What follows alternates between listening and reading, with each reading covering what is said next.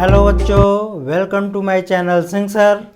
आज का विषय है पास्कल का नियम, पास्कल्स लॉ। ये क्या है पास्कल्स लॉ, इसको पहले समझें। यदि गुरुत्वीय त्वरण को नगण्य मान लिया जाए तो द्रव की सतह पर डाला गया दाब द्रव के अंदर सभी दिशाओं में समान रूप से वितरित होगा। एक छोटे से पहले एग्जाम्पल से इसको समझने का प्रयास करेंगे। मान लीजिए एक हमने ट्यूब लिया हुआ है जिसको हम नली बोल रहे हैं। एक नली में हमने वाटर या कोई आयल लिया हुआ है। देखिए ये जो लिक्विड होता है ये दो तरह के लिक्विड होते हैं। एक कंप्रेसिबल जिसको कंप्रेस किया जा सकता है, जैसे गैस है, इसको कंप्रेस कर देंगे तो उसका आयतन क्या हो जाएगा, घट जाएगा। एक अनकंप्रेसिबल जिसको नहीं कंप्रेस किया जा सकता है, जैसे वाटर है, आयल्स है। तो इसमें हमने वाटर लिया है।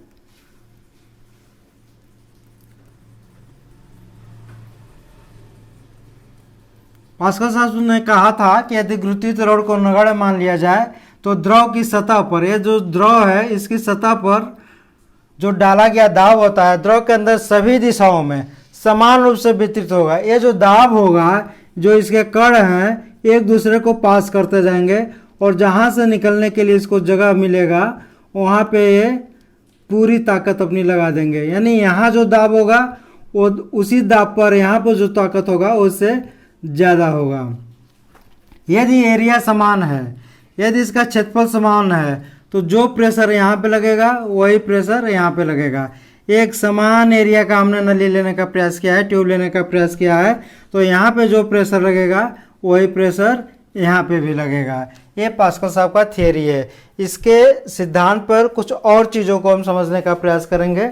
बहुत ही आसान तरीके से इसको जानने का प्रयास करेंगे कि पास्कल नियम कैसे काम करता है।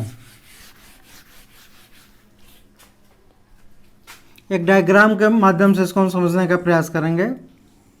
बहुत सिंपल चीज़ है, हम बहुत आसान भाषा में इसको आपको समझाने का प्रयास करेंगे जिसको आपको समझने में बहुत ही आसानी होगा।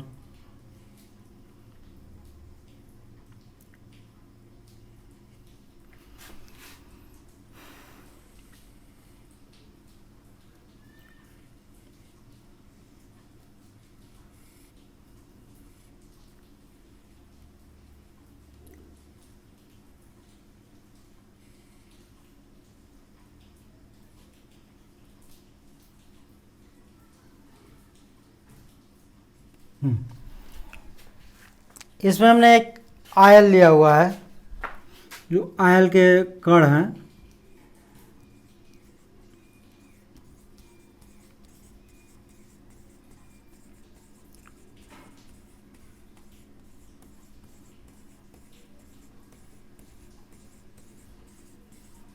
एक बंद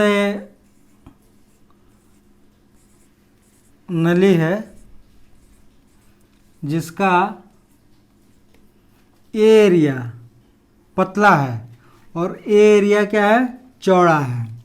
अब यहाँ पे जब हम दाब लगाएंगे तो इस हिस्से में जो दाब होगा, चूंकि एरिया का डिफरेंस है, इसके पहले आपने एग्जांपल में देखा कि हमने नली समान एरिया का एक नली लिया था, तो जहाँ प्रेशर P1 पॉइंट दाब पे रहे थे वहीं पॉइंट P2 उतना ही दबाव दिखा रहा था। लेकिन यहाँ पे अंतर है, एरिया में अंतर है। इसका एरिया पतला है, इसका एरिया चौड़ा है। तो जब एरिया बदल जाएगा तो उसका दाब क्या होगा, बदल जाएगा। इसको समझने का प्रयास करें। जैसे मान लीजिए यहाँ पे हमने F1 लगाया है। क्या बल लगाया है, F1 लगाया है।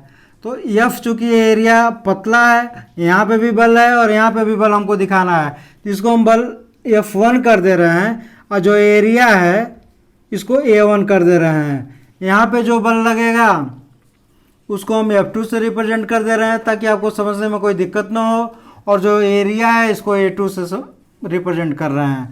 अब मान लीजिए F1 1 न्यूटन का बल हमने लगाया और इसका एरिया को हमने 1 मीटर स्क्वायर लिख दिया। कितना, मान लिया 1 मीटर स्क्वायर है, और इस एरिया को हमने मान लिया 10 वर्ग मीटर। कितना बल लगेगा, यही हमको समझने का प्रयास करना है। जो पास्कल साहब ने अपना जो सिद्धांत दिया था उस सिद्धांत पे इसको हम समझेंगे कि यहाँ पे यदि प्रेशर लगाते हैं तो कितना प्रेशर यहाँ पे होगा, कितना यदि बल यहाँ लगाते हैं तो यहाँ पे कितना बल हमको दिखेगा। यहाँ पे मान लीजिए 1 न्यूटन का बल हम लगा रहे हैं, इसका जो एरिया है पतला है, ये जो बल है एक दूसरे को, जो मॉलिक्यूल से जो कण हैं एक दूसरे को ट्रांसफ़र करते हुए आएंगे और यहाँ पे जो एक सिलेंडर है इससे आके टकराएंगे, इस पर अपना सारा ताकत लगाएंगे। इसमें एक हमने सिलेंडर लिया हुआ है, यहाँ भी एक सिलेंडर है, इसी सिलेंडर के द्वारा हम इस पर ताकत लगा रहे हैं। इसी सिलेंडर पे फोर्स नीचे से ऊपर की तरफ लग रहा है। सिलेंडर का मतलब आप जानते हैं कि खोखला बेलन में एक इंजेक्शन की तरह जैसे सिरिंज लगाते हैं ना, तो उसमें देखते होंगे खोखला बेलन होता है, उसको में पुशअप करने के लिए एक पतला सा पाइप आता जाता है और उसके ऊपरी हिस्सा पे रबर से एकदम टाइट किया रहता है ताकि उसमें लीकेज न होने पाए। ठीक उसी सिद्धांत पे इस पिस्टन को बनाया गया है। इसमें कहीं लीकेज नहीं होगा, इसमें कहीं लीकेज नहीं होगा। इस पिस्टन में यदि लीकेज हो गया तब तो पास्कल साहब का थियरी काम करना बंद कर जाएगा। तो ये लीकेज प्रूफ है, इसमें कहीं लीकेज नहीं होता है। अब समझिए, एक पी का फार्मूला होता है, जो दबाव का फार्मूला होता है, P बराबर F बटे ए, यानी बल बटे क्षेत्रफल। उसी के आधार पर यहाँ से हम इसको हल करने का प्रयास करेंगे। मान लीजिए यहाँ P1 लगा है, यहाँ P2 दाब है, दाब डिफरेंस हो रहा है, तो P1 बराबर P2। दाब पास्कल साहब ने कहा था कि अंदर सभी दिशाओं में समान रूप से वितरित होगा, जितना दाब यहाँ लगाएंगे उतना ही दाब यहाँ देखने को मिलेगा। इसलिए P1 बराबर P2। P की जगह पर F बटे ए जो है तो इसको हम लिखेंगे F1 बटे A1। चूँकि ये इसका एरिया पतला है, उसका ताकत कम लगा रहा है, तो यहाँ लिखेंगे F1 बटे A1 और P2 की जगह लिखेंगे हम F2 बटे A2। हमारी बात समझ में आ रही है। P1 की जगह चूँकि फार्मूला है F बटे ए, तो यहाँ पे F1 सपोज किया है, यहाँ पे A1 सपोज किया है, तो P1 की जगह पे हमने लिखा है F1 बटे A1 और P2 की जगह पे हमने लिख दिया F2 बटे A2। जब इसको आगे हम हल करेंगे तो इसमें तिर्यक गुणा होता है, क्रॉस मल्टीप्लिकेशन। ठीक है, ये हल करने का इसका तरीका होगा, आपने क्लास 6 से इसको सीखा होगा। क्रॉस मल्टीप्लिकेशन में क्या करते हैं, इसका मल्टीपल इससे करते हैं और इसका मल्टीप्लिकेशन इससे करते हैं। आइए F2 का A1 में हम गुणा करते हैं, तो F2 गुणे A1 क्लियर बराबर F1 गुणे A2, F1 गुणे A2। कोई कन्फ्यूजन? हमने वैल्यू रखा, क्रॉस मल्टीप्लिकेशन किया, उसके बाद ये निकल के आया F2 गुणे A1 और F1 गुणे A2, इसका गुणा इसमें और इसका गुणा इसमें। अब देखिए F2 हम सर्च कर रहे हैं, F2 का वैल्यू हम निकालने का प्रयास कर रहे हैं कि कितना ताकत लगा है। यदि 1 न्यूटन का बल यहाँ पे ताकत लगा रहा है तो जब एरिया बढ़ा रहा है तो इस पिस्टन पे कितना ताकत लगेगा, समझ आ रही? जब एरिया पतला है तो उस पर हम 1 न्यूटन का बल लगा रहे हैं, और जहाँ एरिया चौड़ा है तो उस पर कितना ताकत लगाएगा, उस पिस्टन पे कितना ताकत लगाएगा, ये निकालने का हम प्रयास कर रहे हैं। यानी F2 का मान डिफाइन करने का हम प्रयास कर रहे हैं। F2 इज इक्वल, ये बराबर के बाद वाला जो पूरा का पूरा है इसको हम वैसे रखेंगे F1 गुणे A2, और इसमें क्या करते हैं, इसको लाके नीचे भाग दे देते हैं A1 से। कोई कंफ्यूजन? F2 का मान निकालना होता है तो F2 के बराबर वाला जो हिस्सा होता है राइट साइड में बराबर के, उसको कोई से ज्यों का त्यों रख देते हैं और F2 को ढक लेते हैं। जो बचता है उसको नीचे लाके लिख देते हैं। A1 बचा बराबर के पहले, तो A1 हमने लिख दिया। इसमें वैल्यू पुटअप करने का प्रयास करते हैं। ये मान तो हमको F2 निकालना ही है। F1 का मान हमने क्या यहाँ पे मान लिया 1 न्यूटन, तो यहाँ पे लिखें 1 गुणे A2 का मान यहाँ से पाएंगे आप 10 वर्ग मीटर, तो हम यहाँ पे 10 लिखते हैं, बटे A1 का मान हम वैल्यू यहाँ से पाएंगे 1 वर्ग मीटर। इसकी अगली प्रोसीडिंग 10 से 1 में गुणा करेंगे, 10 बटे 1 बराबर 10 न्यूटन। री बाप 1 न्यूटन का बल यहाँ पे हमने लगाया और 10 न्यूटन का बल यहाँ दिख रहा है। समझ गए आप? बल तो लगाया हम यहाँ पे 1 न्यूटन और यहाँ पे बल सिलेंडर पे कितना दिखा रहा है 10 न्यूटन का बल, इस बल के 10 गुना। क्लियर? ऐसा क्यों संभव है, ऐसा क्यों ऐसा हो रहा है?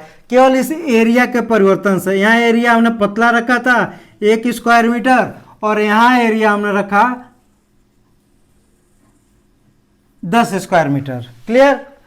अब इस पे और ज़्यादा ताकत लगाएंगे तो और ताकत यहाँ पे लगेगा। इसका यूज का हम देखते हैं।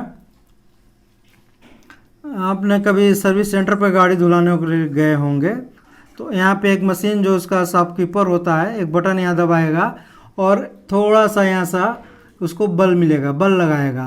और जब यहाँ बल लगेगा तो यहाँ देख रहे हैं 1 न्यूटन के बदले में यहाँ पे कितना बल आपको मिल रहा है, 10 न्यूटन का बल। तो थोड़ा सा भी ताकत लगाएगा तो बहुत ज़्यादा ताकत, 10 गुना ताकत से ये पिस्टन को ऊपर उठाएगा। और जब पिस्टन को ऊपर उठाएगा तो इस पर रखी हुई जो गाड़ी है, ये जो 4 व्हीलर हमने रखा हुआ है, तो उसको क्या करेगा, ऊपर टांग देगा, ऊपर धीरे धीरे धीरे धीरे क्या करेगा, टांग देगा। और नीचे से हमको जो सफाई करनी है उसको हम कर लेते हैं। क्लियर बात। अब समझ में आ गया कि पास्कल साहब ने क्या कहा था।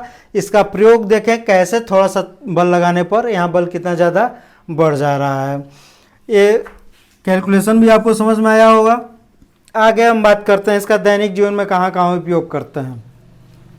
सबसे पहले हम देखें दैनिक जीवन में इसका उपयोग कहाँ करते हैं, तो हाइड्रोलिक लिफ्ट इसमें करते हैं। हाइड्रोलिक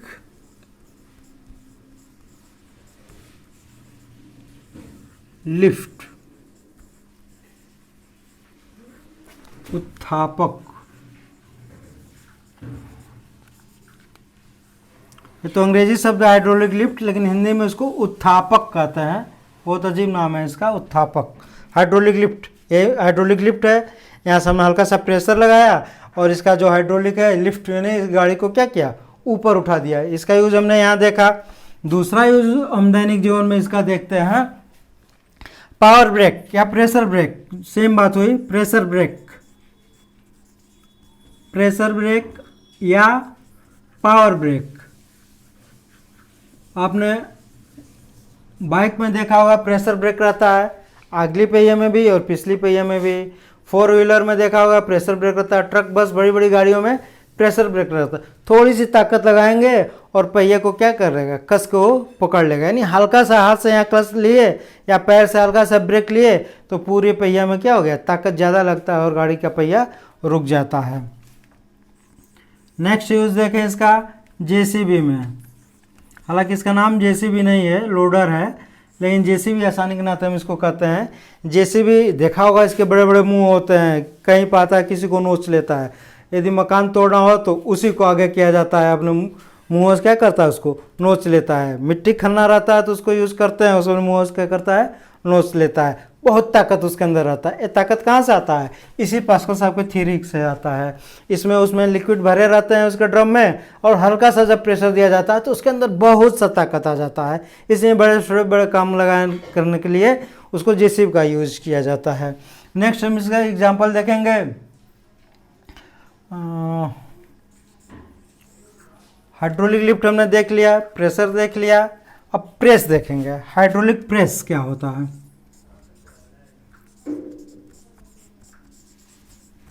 हाइड्रोलिक प्रेस, इसको समझे। जब लोहे की मोटी मोटी, इतनी मोटी मोटी चादरें होती हैं, मान लीजिए कहीं टेढ़ा हो गया या बड़ा कोई बेलन हो गया लोहे का, मोटा मोटा, ज़्यादा गोल, ज़्यादा मोटा, तो वो कहीं यदि बैंड हो गया है, कहीं टेढ़ा मेढ़ा हो गया है, तो क्या करेंगे, हथौड़ी से उसको पीटते रहेंगे, क्या वो सीधा होगा, बिल्कुल नहीं सीधा होगा। तो उसको क्या करते हैं, एक मशीन पे लाते हैं जिसको हाइड्रोलिक प्रेस कहते हैं। उस मशीनों पर अंदर डाल के और उसको ऊपर से क्या करते हैं, चाप देते हैं। कैसे चापते हैं, हल्का सा बल लगाते हैं तो बहुत ज़्यादा तेज़ी से क्या करता है, दबाता है। थोड़ा सा ताकत और लगाएंगे तो थोड़ा सा और ये नीचे ज़्यादा ताकत लगाएगा, और जो बैंड होता है, टेढ़ा मेढ़ा होता है ना, उसको सीधा कर देता है। तो आपने दैनिक जीवन में इसका उपयोग देखा। पास्कल साहब का पूरा थियरी आपने देखा, कैसे वर्क करता है इसको हमने समझाने का प्रयास किया। यदि इसमें आपको कोई दिक्कत है तो कमेंट बॉक्स में नीचे लिख देंगे, उसका जवाब दे दिया जाएगा। बहुत बहुत धन्यवाद।